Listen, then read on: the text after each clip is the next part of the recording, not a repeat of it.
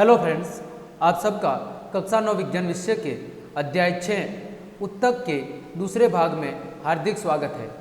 इसके प्रथम भाग में हमने उत्तक क्या होता है और पादप उत्तक के बारे में संपूर्ण जानकारी अच्छे से प्राप्त कर ली थी। तो अगर आपने वो क्लास नहीं देखी है तो उसकी लिंक वीडियो के डिस्क्रिप्शन में है, वहाँ जाकर आप उस क्लासेस को भी देख सकते हैं। तो आज की क्लास में हम जंतु उत्तक के बारे में संपूर्ण अध्ययन प्राप्त करेंगे। तो चलिए हम क्लास शुरू करते हैं। अगर हम बात करें जंतु उत्तक की, तो जंतु उत्तक को मुख्यतः 4 भागों में बांटा जाता है।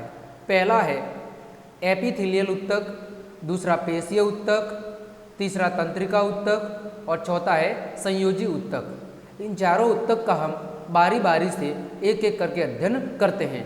सबसे पहले हम बात कर रहे हैं एपिथेलियमी उत्तक की।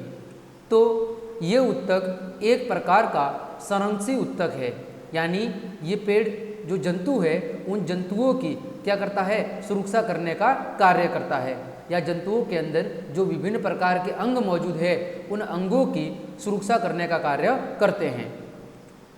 जो ये उत्तक है ये जंतुओं के शरीर को ढकने या फिर बाह्य रक्षा प्रदान करने वाले उत्तक ही कौन से उत्तक कहलाते हैं, एपिथेलियमी उत्तक कहलाते हैं।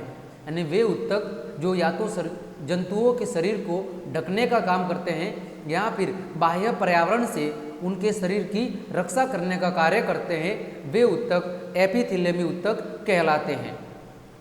ये उत्तक शरीर के अंदर स्थित बहुत से अंगों और गुहिकाओं को क्या करते हैं, ढकते हैं। ये भिन्न भिन्न प्रकार के शारीरिक तंत्रों को एक दूसरे से अलग करने के लिए अवरोध का निर्माण भी करते हैं। यानी ये क्या करते हैं, एक अंग को दूसरे अंग से अलग करते हैं। प्रत्येक अंग के ऊपर एक आवरण नुमा संरचना बनाते हैं, जो आवरण उन्हें एक अंग को दूसरे अंग से क्या करता है, अलग करता है, और साथ ही उनकी बाह्य पर्यावरण से क्या करता है, रक्षा करता है। जैसे त्वचा, मोह, आहार नली, रक्तवाहिनी नली का अस्तर, फेफड़ों की कूपिकाएँ, वक्रकीय नली आदि सभी जो अंग है ये एपिथेलियमी उत्तक से ही बने होते हैं। कौन कौन से? त्वचा, मुंह, आहार नली, रक्तवाहिनी, फेफड़ों की कूपिकाएँ, वक्रकीय नलिकाएँ, ये सारे जितने भी अंग है ये सारे एपिथेलियमी उत्तक से ही मिलकर बने होते हैं। एपिथेलियमी उत्तक की कोशिकाएँ एक दूसरे से क्या होती है, सटी होती है, यानी कि जुड़ी होती है, और ये एक अनवरत परत का क्या करती है, निर्माण करती है। यानी सभी उत्तक एक दूसरे से बिल्कुल सटे हुए होते हैं, जुड़े हुए होते हैं और एक परतनुमा संरचना का निर्माण करते हैं। स्पष्ट इस कारण जो भी पदार्थ शरीर में प्रवेश करता है या शरीर से बाहर निकलता है वह एपिथेलियम की किसी परत से होकर अवश्य ही गुजरता है। ठीक है, जब भी किसी पदार्थ का शरीर के अंदर या बाहर की ओर संवहन होता है तो वो पदार्थ हमेशा एपिलिथियम जो एपिथेलियम उत्तक है उसकी किसी परत से होकर ही प्रवाहित होता है।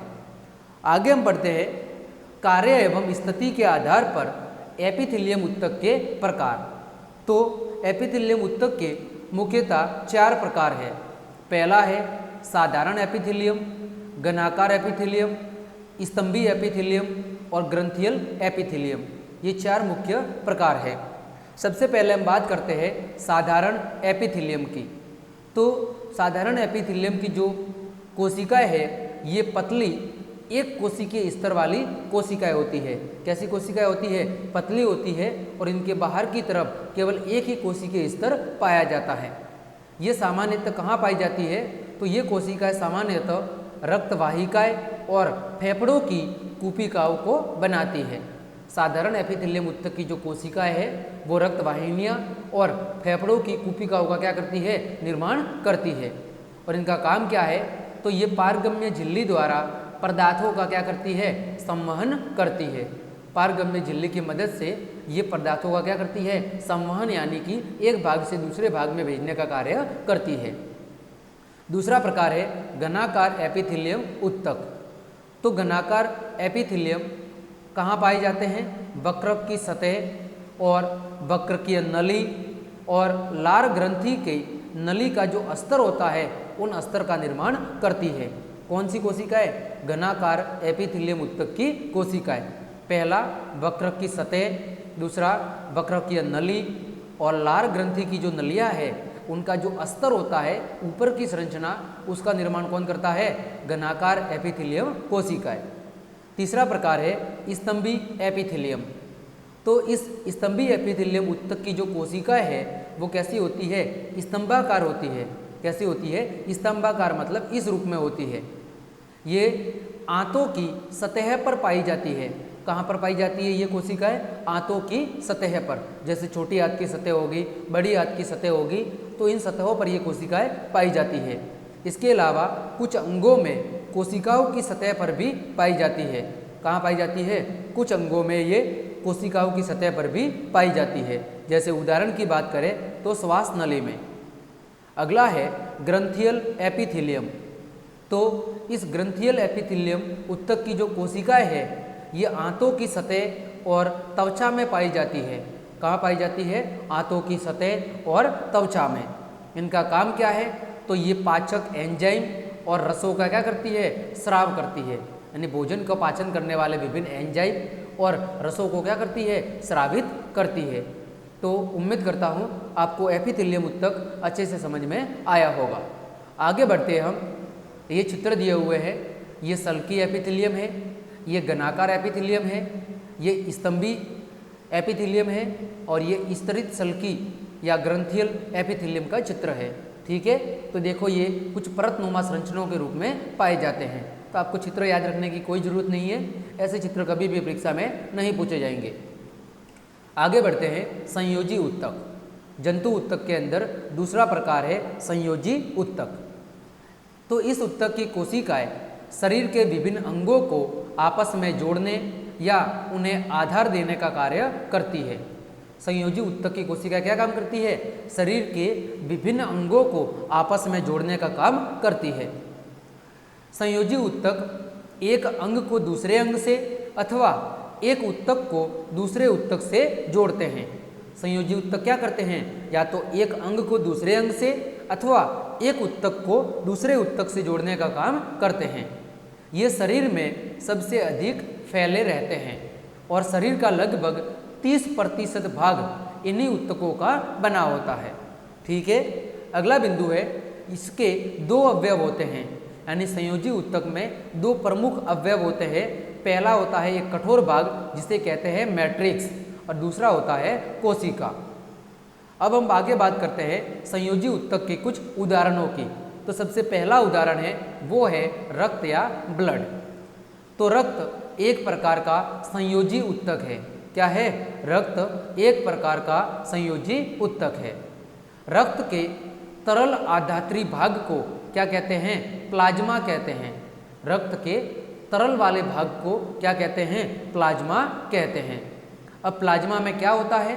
प्लाज्मा में आरबीसी यानी लाल रक्त कोशिकाएं, डब्ल्यूबीसी यानी श्वेत रक्त कोशिकाएं और प्लेटलेट्स यानी बिंबाणु पाए जाते हैं। किसमें? प्लाज्मा में। आरबीसी, डब्ल्यूबीसी और बिंबाणु ये किसमें पाए जाते हैं? प्लाज्मा में पाए जाते हैं। इसके अलावा प्लाज्मा में प्रोटीन, नमक और हार्मोन भी होते हैं। अब रक्त का कार्य क्या है? तो रक्त गैसों, शरीर के पचे हुए भोजन, हार्मोन और उत्सर्जी पदार्थों को शरीर के एक भाग से दूसरे भाग में क्या करता है? संवहन करता है। यह आपको विशेष रूप से ध्यान रखना है कि मानव शरीर में रक्त का कार्य क्या है। तो गैसों का आदान प्रदान करना, शरीर के पचे हुए भोजन का आदान प्रदान करना, हार्मोन और उत्सर्जी पदार्थों का क्या करना? संवहन या परिवहन करना। यह रक्त का प्रमुख कार्य है।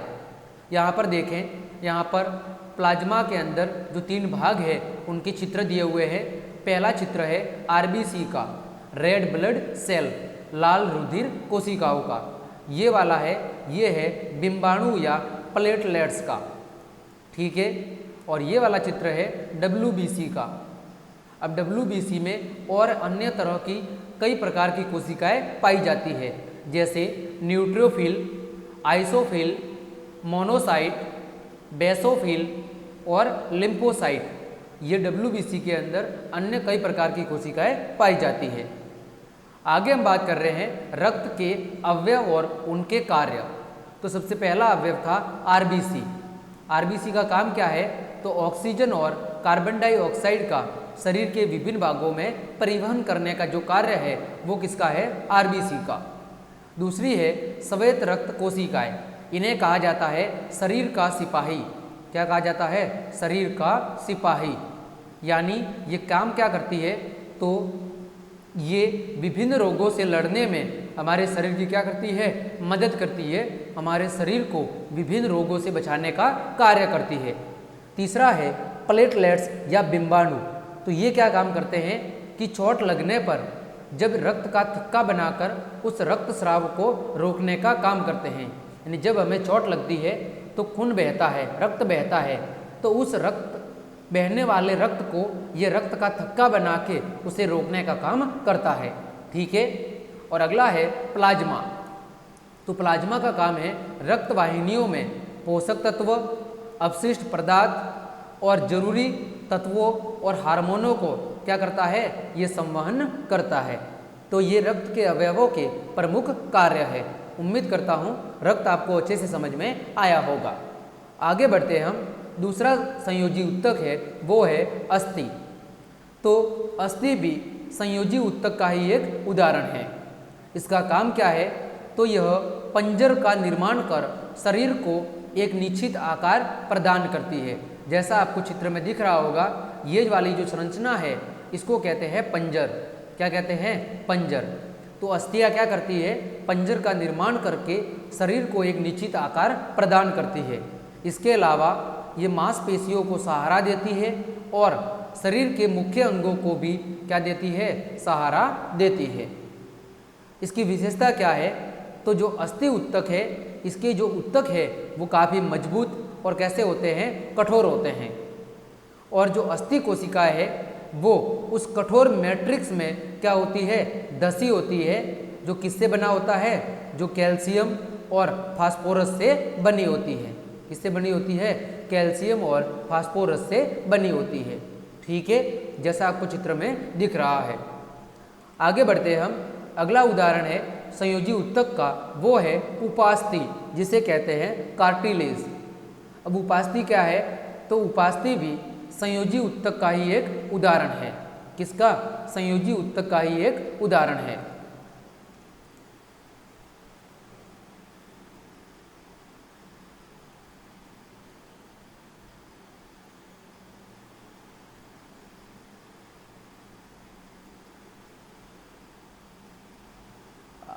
आगे हम बात करते हैं संयोजी ऊतक के ही एक अन्य उदाहरण उपास्थि की। तो उपास्थि या कार्टिलेज यह भी एक प्रकार का क्या है? संयोजी ऊतक होता है। इसमें कोशिकाओं के बीच पर्याप्त स्थान होता है। क्या होता है? कोशिकाओं के बीच में पर्याप्त स्थान होता है।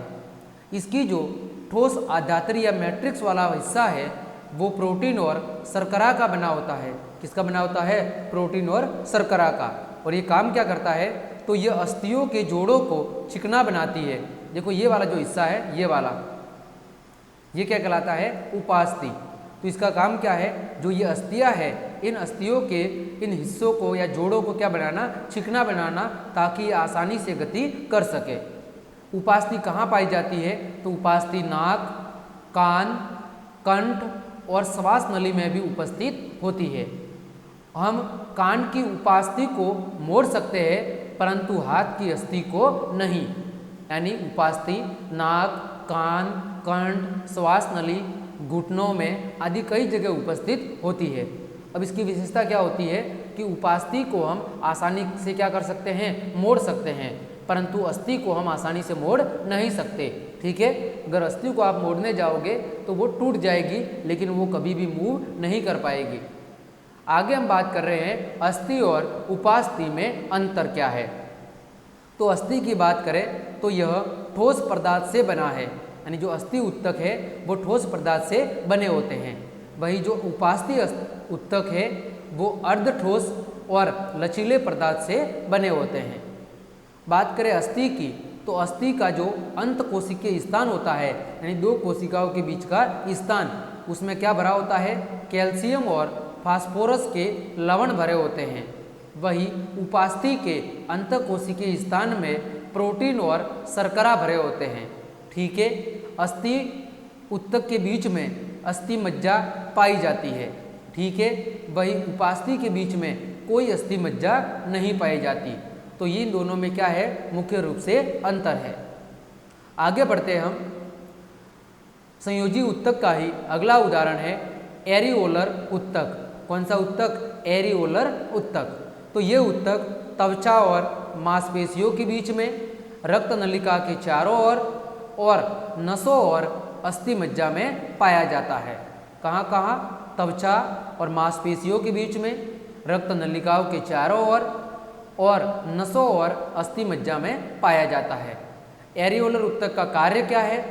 तो यह अंगों के भीतर की खाली जगह को क्या करता है? भरता है और साथ ही आंतरिक अंगों को क्या देता है? सहारा प्रदान करने का कार्य करता है। आगे बढ़ते हम, अगला उदाहरण है संयोजी उत्तक का, वो है एडिपोज या वसामय उत्तक। तो वसामय उत्तक का काम क्या है? तो वसा को संग्रह करना, ये इनका मुख्य काम है। तो वसा को संग्रह करने वाले ये वसामय उत्तक कहाँ पाए जाते हैं? त्वचा के नीचे आंतरिक अंगों के बीच में पाए जाते हैं। इनका काम क्या है? वसा को संग्रह करना। पाए कहाँ जाते हैं?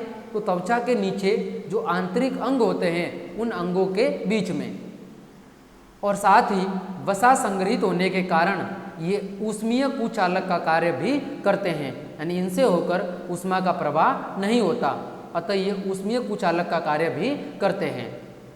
तो इस प्रकार हमने संयोजी उत्तक अच्छे से पढ़ लिया। आगे बढ़ते हम, संयोजी उत्तक के अंदर ही घना तंतुमय उत्तक।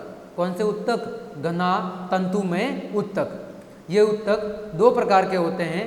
पहला है लिगामेंट और दूसरा है टेंडन। कौन सा? लिगामेंट और टेंडन। अब देखो चित्र दिख रहा होगा जिसमें पैर का चित्र दिखाया हुआ है घुटने का। तो टेंडन क्या करता है?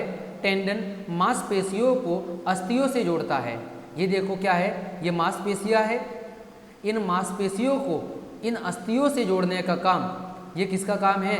ये अस्थियां है, ये वाली। ठीक है, तो इन अस्थियों को मांसपेशियों से जोड़ने का काम जो उत्तक करते हैं उन संयोजी उत्तक को कहा जाता है कंडरा या टेंडन। और दूसरा है लिगामेंट। तो लिगामेंट क्या करते हैं? एक अस्थि को दूसरी अस्थि से जोड़ते हैं। देखो ये अस्थि वाला हिस्सा है और ये अस्थि वाला हिस्सा है, तो इन दोनों अस्थियों को आपस में जोड़ने का काम जो उत्तक करते हैं उन्हें स्नायु उत्तक या लिगामेंट कहते हैं।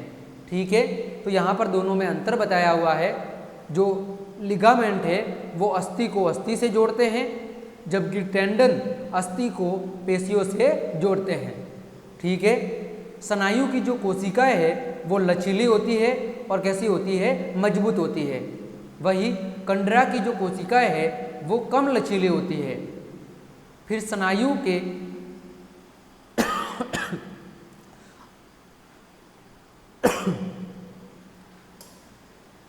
स्नायु के अंदर बहुत ही कम मैट्रिक्स क्या होता है? उपस्थित होता है, यानी कठोर भाग बहुत ही कम होता है।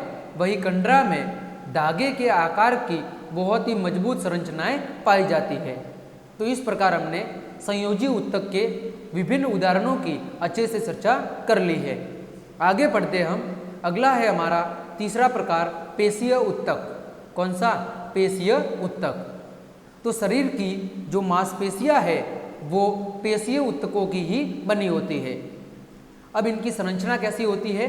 तो धागे की तरह संरचना होने के कारण इन्हें क्या कहा जाता है? इन्हें पेशीय तंतु कहा जाता है। यानी इनकी संरचना कैसी होती है? बिल्कुल धागे नुमा होती है। अब मांसपेशियों का संकुचन और फैलाव इन्हीं के द्वारा, यानी इन्हीं पेशीय तंतु के द्वारा किया जाता है। अब मांसपेशियों में कुछ विशेष प्रकार के प्रोटीन होते हैं जिनका नाम है एक्टिन और मायोसिन, जिन्हें क्या कहा जाता है? जिन्हें संकुचन प्रोटीन कहा जाता है। ये क्या करते हैं? तो ये मांसपेशियों के संकुचन और शिथिलन में मदद करते हैं। आगे बात करें, पेशीय ऊतक 3 प्रकार के होते हैं। कितने प्रकार के? 3। पहला रेखित पेशीय ऊतक, दूसरा अरेखित या चिकनी पेशीय ऊतक और तीसरा है हृदय पेशीय ऊतक। अब हम इन तीनों का अध्ययन करते हैं और इन तीनों के बीच अंतर को समझते हैं। तो सबसे पहले हम बात कर रहे हैं रेखित पेशीय ऊतक की। तो ये कैसे है? ये ऐच्छिक पेशीय ऊतक है, मतलब ये शरीर के उन अंगों में पाए जाते हैं जो हमारी इच्छा के अनुसार कार्य करते हैं। तो इनकी विशेषता क्या है? ये पेशी अस्थि से जुड़ी होती है, यानी जो ऐच्छिक या रेखित पेशियाँ होती है वो अस्थियों से जुड़ी होती है और काम क्या करती है? तो ये गति में सहायता करती है। इनकी विशेषता क्या है? ये लंबी, बेलनाकार और अशाखित होती है। कैसी होती है? लंबी, बेलनाकार और अशाखित, यानी इनमें शाखाएं नहीं पाई जाती। ये पार्श्वों में हल्की और गहरी धारियाँ होती है, यानी इनके साइड से देखने पर ये हल्की और कैसी होती है? इनमें गहरी धारीय नुमा संरचना पाई जाती है। ये बहुनाभिकीय होती है, यानी इनमें एक से अधिक नाभिक मौजूद होते हैं। ये पाई कहाँ जाती है? तो ये हाथ और पैरों की पेशियों में पाई जाती है।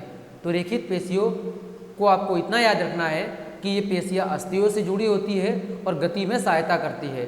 ठीक है, ये बहुनाभिकीय होती है और कहाँ पाई जाती है? तो हाथ और पैरों की जो पेशियाँ होती है वो रेखित पेशियों के ही उदाहरण हैं। अगला है अनैच्छिक पेशियाँ। तो अनैच्छिक पेशियाँ शरीर के उन अंगों में पाई जाती है जो हमारी इच्छा के अनुसार कार्य नहीं करते, बल्कि स्वेच्छा से कार्य करते हैं, जिन पर हमारा कंट्रोल नहीं होता। तो अनैच्छिक पेशियों को 2 भागों में बांटा जाता है, एक अरेखित पेशियाँ और दूसरी हृदय पेशियाँ। सबसे पहले हम बात करते हैं अरेखित पेशियों की। तो ये आमाशय, छोटी आंत, मूत्राशय और फेफड़ों की स्वसनी में पाई जाती है। ये लंबी होती है और शंक्वाकार सिलों वाली होती है, यानी इनका जो सिरे वाला भाग होता है वो शंकु के आकार का होता है। मांसपेशियों में पट्टिकाएँ नहीं होती है। ठीक है, ये कैसी होती है? एक केंद्रक ट्यूब, यानी इनमें केवल एक ही नाभिक पाया जाता है। ये इसके साथ ही आहार नाल, हृदय और आँख की पलक और फेफड़ों में भी पाई जाती है। ठीक है, तीसरा प्रकार है हृदय या हृदय पेशी। तो ये हृदय में पाई जाती है। ये बेलनाकार और शाखित होती है। ठीक है, इनका जो सिरा वाला भाग होता है वो शंक्वाकार नहीं होता और इनका जो अंतिम सिरा होता है वो हल्का जुड़ाव वाला होता है, यानी किसी दूसरी पेशियों से हल्के ढंग से जुड़ा होता है और इनमें भी केवल एक ही केंद्रक या नाभिक पाया जाता है। तो उम्मीद करता हूँ आपको पेशीय ऊतक के तीनों प्रकार अच्छे से समझ में आए होंगे। आगे बढ़ते हम। यहाँ पर पेशीय ऊतक के चित्र दिए हुए हैं। पहला चित्र है रेखित पेशीय ऊतक का, जो हमारे हाथ और पैरों में पाई जाती है। दूसरा चित्र है चिकनी पेशियों का, जो कि शरीर के विभिन्न अंग, आमाशय, आहार नाल, मूत्राशय, फेफड़ों की स्वसनियाँ, उन सभी में पाया जाता है। और तीसरा प्रकार है कार्डियक या हृदय पेशियाँ, जो कहाँ पर पाई जाती है? हृदय में पाई जाती है। ठीक है, आगे बढ़ते हम तंत्रिका ऊतक। कौन सा ऊतक? तंत्रिका ऊतक। तो मस्तिष्क, मेरुरज्जु और तंत्रिकाएं मिलकर क्या बनाती है? मानव तंत्रिका तंत्र या जंतु तंत्रिका तंत्र का निर्माण करती है। कौन कौन? मस्तिष्क, मेरुरज्जु और तंत्रिका कोशिकाएं मिलकर क्या बनाती है? तंत्रिका तंत्र बनाती है। तंत्रिका तंत्र की जो कोशिकाएं है वो न्यूरॉन कहलाती है। क्या कहलाती है? न्यूरॉन, जो कि तंत्रिका तंत्र की सबसे छोटी संरचनात्मक और क्रियात्मक इकाई है। क्या है? तंत्रिका तंत्र की सबसे छोटी संरचना की दृष्टि से और कार्य की दृष्टि से जो सबसे छोटी इकाई है उसे न्यूरॉन कहा जाता है। तंत्रिका कोशिका काम क्या करती है? तो तंत्रिका कोशिकाएं शरीर के भीतर और बाहर से उद्दीपनों का मतलब होता है संकेत, उन संकेतों को ग्रहण करती है और इन उद्दीपनों या अनुभवों या एहसास को संकेतों के माध्यम से विभिन्न तंत्रिका कोशिकाओं से होते हुए केंद्रीय तंत्रिका तंत्र तक पहुंचाती है।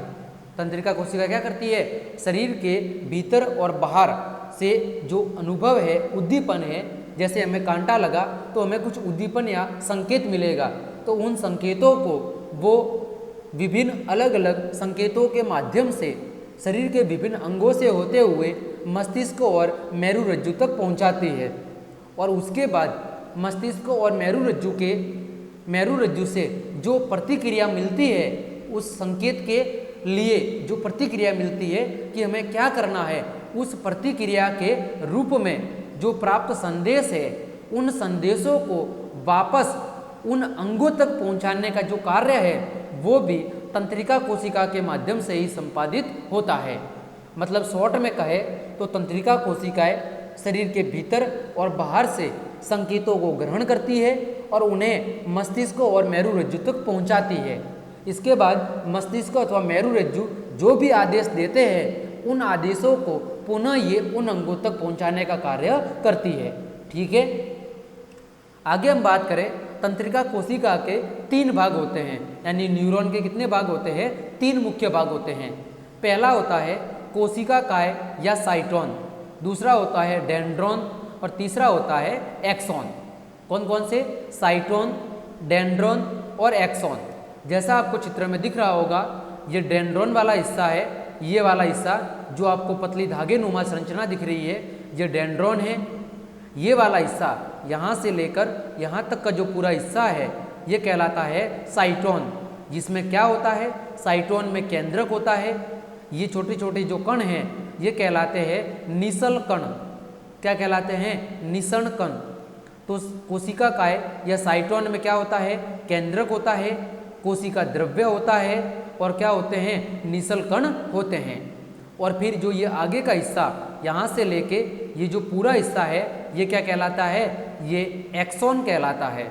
तो ये 3 तंत्रिका कोशिका के प्रमुख भाग है। अब हम एक एक को पढ़ते हैं कि उसकी संरचना कैसी है और कार्य क्या है। पहला हिस्सा है साइटोन। तो कोशिका जैसी संरचना जिसमें केंद्रक और कोशिका द्रव्य पाया जाता है। जैसा आपको चित्र में दिख रहा होगा, ये कोशिका काय का हिस्सा है, इसमें मुख्य रूप से केंद्रक है और कोशिका द्रव्य है। ये काम क्या करता है?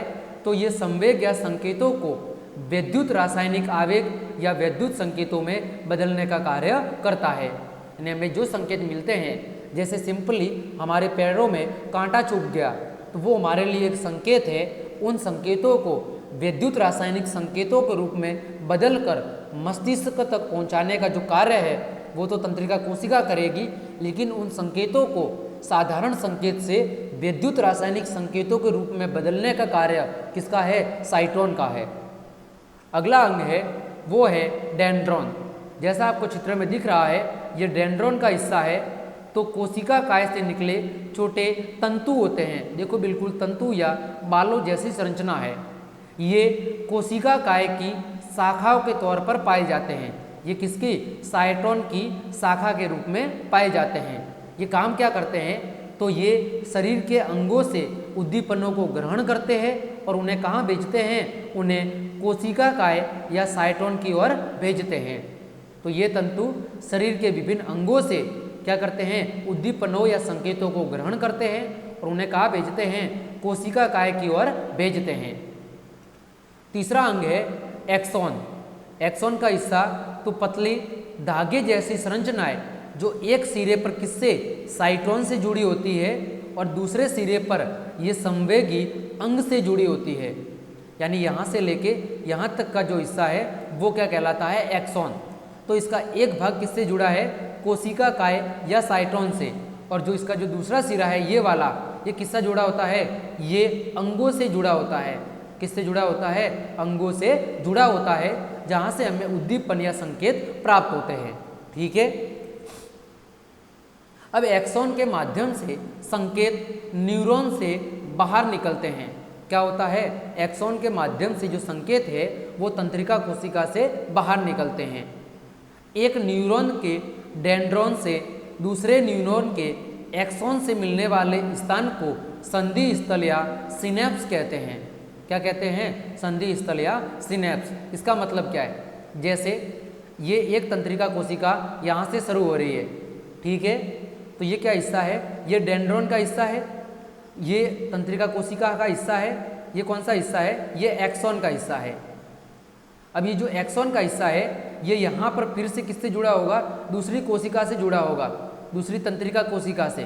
और दूसरी कोशिका का कौन सा हिस्सा, ये डेंड्रॉन का हिस्सा। और यहाँ पर फिर से क्या होगी, तंत्रिका कोशिका होगी। तो ये कौन सा हिस्सा है, ये एक्सॉन का हिस्सा है। और ये किसका हिस्सा है, ये डेंड्रॉन है। जो धागे नुमा संरचना है वो क्या है, डेंड्रॉन। तो इन दोनों का वो हिस्सा जहाँ पर ये दोनों आपस में मिलते हैं, एक तंत्रिका कोशिका का एक्सॉन और दूसरी तंत्रिका कोशिका का डेंड्रॉन। तो इन दोनों के संधि स्थल को या मिलन स्थल को क्या कहा जाता है, संधि स्थल या सिनेप्स कहा जाता है। ठीक है, आगे बात करते हैं हम तंत्रिका तंत्र की कार्यविधि कि आखिर ये काम कैसे करता है।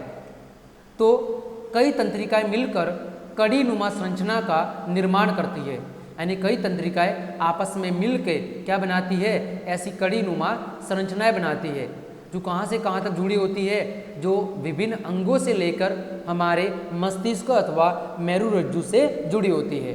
ठीक है, जो शरीर के विभिन्न अंगों को कहाँ से, मस्तिष्क और मेरुरज्जु के साथ जोड़ती है।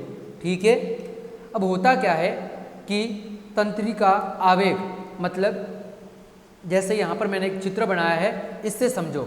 जैसे ये हमारी त्वचा है, ये क्या है, त्वचा। अब समझ लीजिए त्वचा पर हमें कोई कांटा लग गया, क्या लग गया, कांटा। तो यहाँ से हमें ये संकेत मिलेगा, किसको, त्वचा को, कि जब कांटा यहाँ पर चुभेगा तो हमें संकेत मिलेगा, यानी हमें कुछ उद्दीपन यानी एहसास होगा कि हमारी त्वचा को कुछ चुभा है। तो जब जैसे ही ये संकेत हमारी त्वचा को मिलेगा तो यहाँ पर त्वचा से क्या जुड़े होंगे, तंत्रिका कोशिका का डेंड्रॉन। क्या जुड़ा होगा, तंत्रिका कोशिका का डेंड्रॉन वाला हिस्सा, ये वाला हिस्सा जुड़ा होगा। अब डेंड्रॉन से संकेत कहाँ पर आएंगे, इस कोशिका काय के पास, यानी कि साइटोन के पास। अब साइटोन क्या करेगा, इन संकेतों को, जो कि साधारण संकेत है, उन्हें विद्युत रासायनिक संकेतों के रूप में बदलेगा। किसमें बदलेगा, विद्युत रासायनिक संकेतों के रूप में बदलेगा। और यहाँ से संकेत कहाँ पर भेज दिए जाएंगे, एक्सॉन के पास भेज दिए जाएंगे। ठीक है, अब ये संकेत एक्सॉन से होते हुए इसके अंतिम सिरों पर पहुँचेंगे। और अंतिम सिरों पर जो अंतिम वाला सिरा है ये किससे जुड़ा होगा, ये दूसरी तंत्रिका कोशिका के डेंड्रॉन से जुड़ा होगा।